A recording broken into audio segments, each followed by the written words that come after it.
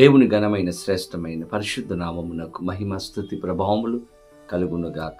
బాగున్నారా? దేవాది దేవుడు మరికు నూతన దినాన్ని మన జీవితంలో అనుగ్రహించి ఉన్నారు.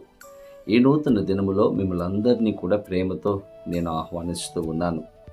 ఉదయకాలం లేవంగానే మీరందరూ కూడా దేవునితో సమయాన్ని గడిపారని, ప్రార్థన చేసుకున్నారని, వాక్యము చదివారని నమ్ముచూ ఉన్నాను. ప్రతిదినము కూడా దేవునితో సమయాన్ని గడపండి, దేవునితో సహవాసం చేయండి.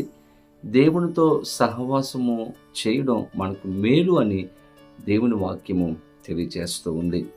దేవుని బిడ్డలారా, ఈ యొక్క కార్యక్రమాన్ని మీరు సబ్స్క్రైబ్ చేశారని నమ్ముచూ ఉన్నాను. ఒకవేళ చేయకపోతే ఇప్పుడే సబ్స్క్రైబ్ చేయండి. ఇంకా అనేక మందికి షేర్ చేయాలని ప్రభు పేరట మిమ్మలను కోరుతూ ఉన్నాను. ఈ దినం దేవాతి దేవుడు సిద్ధపరిచిన శ్రేష్టమైన అమూల్యమైన వాగ్దానమును ప్రార్థన పూర్వకముగా పొందుకుందాం. తలల వంచండి, ప్రార్థన. పరిశుద్ధుడానికి వేలాది వందనాలు, స్తోత్రాలు ప్రభువా. ఉదయకాలంలో మీ సన్నిధికి వచ్చి ఉన్నాము. ఈరోజు మాతో మీరు మాట్లాడి బలపరిచి ధైర్యపరిచి నీ కృపలో భద్రపరచమని యేసు నామమున అడిగి వేడుకొనొచ్చు ఉన్నాము మా పరమ తండ్రి, ఆమేన్. ఈ దినం దేవుని వాగ్దానము చదువుకుందాం. కీర్తన గ్రంథము 128వ సంకీర్తన 1వ చరణమును చదువుకుందాం. యెహోవా యందు భయభక్తులు కలిగి ఆయన త్రోవల యందు నడిచి వారందరూ ధన్యులు. దేవుని స్తోత్రం. దేవుని వాక్యం స్పష్టంగా ఇక్కడ తెలియజేస్తూ ఉంది.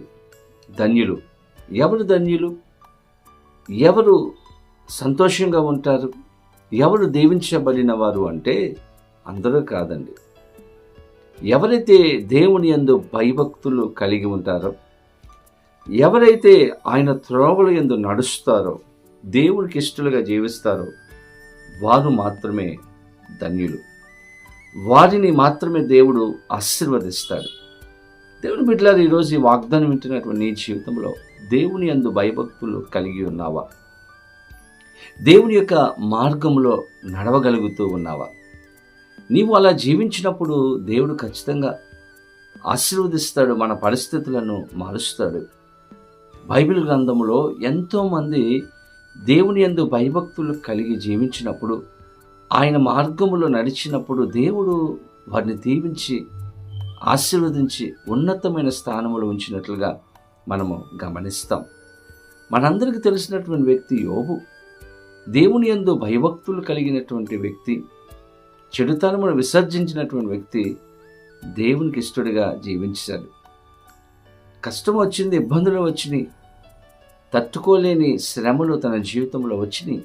కానీ దేవుని యందు భయభక్తులు కలిగి ఆయన మార్గంలో నడవడం మాత్రమే కాదు, కుటుంబాన్ని కూడా నడిపించాడు. బిడ్డల కోసం బలులు అర్పించాడు, ప్రార్థన చేశాడు. గొప్ప వ్యక్తిగా యోబు ఉన్నాడు.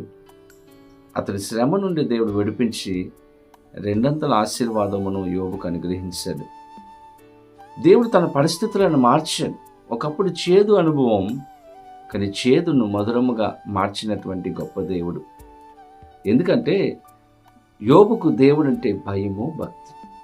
ఈ వాగ్దానం వింటున్నటువంటి నీ జీవితంలో దేవుడంటే భయం ఉందా? దేవుడంటే భక్తి ఉందా? ఆయన మార్గంలో నడవగలుగుతున్నావా? లేకపోతే నీ ఇష్టానుసారంగా ఈ లోకంలో జీవిస్తూ ఉన్నావా? నువ్వు అనుకున్నదే చేస్తున్నావా? నువ్వు అనుకున్నదే జరగాలి అని అనుకుంటున్నావా? కాదు. దేవునికి ఇష్టడిగా జీవించు. దావీదు దేవుని హృదయానుసారుడంట, దేవునికి ఇష్టంగా జీవించాడు. అందుకే దావీదును ఉన్నతమైన స్థానంలో ఆయన ఉంచారు. ఈరోజు ఎవరు ధన్యులు అంటే యెహోవా యందు భయభక్తులు కలిగి ఆయన త్రోవల యందు నడిచే వారందరూ ధన్యులు. ఈరోజు మనము కూడా అటువంటి మార్గంలో నడిచినప్పుడు మనలను ఆశీర్వదించేవాడు, మనకు సహాయం చేసే దేవుడుగా ఆయన ఉంటాడు. అటువంటి కృపా సహాయములు పరిశుద్ధ ఆత్మ దేవుడు ఈ వీడియో చూస్తున్న మనందరికీ అనుగ్రహించును గాక. ఆమేన్. ప్రార్థన. పరిశుద్ధుడా, నీకు వేలాది వందనాలు, స్తోత్రాలు. ఉదయకాల సమయంలో మీ సన్నిధికి వచ్చి ఉన్నాము. శ్రేష్టమైన వాగ్దానం ఇచ్చారు. మేము నీ యందు భయభక్తులు కలిగి నీ మార్గములో నడిచే కృపను మాకు అనుగ్రహించి నీ బిడ్డలుగా మమ్మల్ని మలుచుకునుమని నీ కృపా సహాయములు మెండుగా అనుగ్రహించండి. ఈ వీడియో చూస్తూ ఎవరైతే ఈ ప్రార్థనలో ఏకీభవించి ఏ విషయాలైతే అడుగుతూ ఉన్నారో ఆ కార్యములు జరుగునుగాక అని ప్రార్థన చేస్తూ యేసు నామమున అడిగి వేడుకొనుచు ఉన్నాము మా పరమ తండ్రి. ఆమేన్. తండ్రి, కుమార, పరిశుద్ధాత్మ త్రియేక దేవుని యొక్క దీవెన ఆశీర్వాదము సదాకాలము కలుగునుగాక. ఆమేన్. దేవుడు మిమ్మలను దీవించునుగాక. ఆమేన్.